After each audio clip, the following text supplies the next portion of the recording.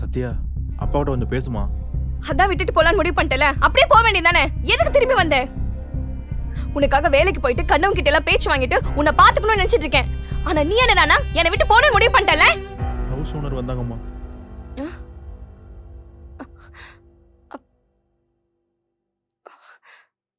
அவங்க உன்னை பத்தி பேசும்போது உயிரே போயிருச்சுமா. அதாம்மா அப்படி பண்ணிட்டேன். ஓ, அவங்க வந்து பேசினாங்கன்னு என்னை விட்டு போகணும்னு முடிவு பண்ணிட்டேன். சத்யா, பேசாத. எனக்கு எதுவுமே பிடிக்கல. உனக்காக தான் கஷ்டப்பட்டு இவ்வளவுதையும் பண்ணிட்டு இருக்கேங்கிறத கூட உன்னால புரிஞ்சுக்க முடியலல்ல. உனக்கு என்ன தோணுதா பண்ணு.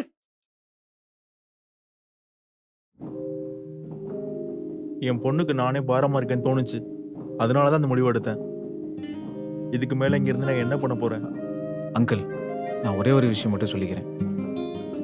உங்களை பார்த்ததுக்கப்புறம் எனக்கு இப்படி பார்த்துக்க கூட ஒரு அப்பா இல்லையேன்னு தான் தோணுது. வாழ்றது ரொம்ப கஷ்டம் அங்கிள், ஆனால் சாகிறது ஈஸி. இது ரெண்டுக்கும் நடுவில் வாழ்ந்து காட்டுறதே ஒரு தனி மரியாதை தான். ஏன்னா இவ்வளோ நாள் நான் அப்படி தான் வாழ்ந்துட்டு இருக்கேன். நீங்கள் உடம்ப பார்த்துக்க அங்கிள். நான் வரேன். சரி தம்பி.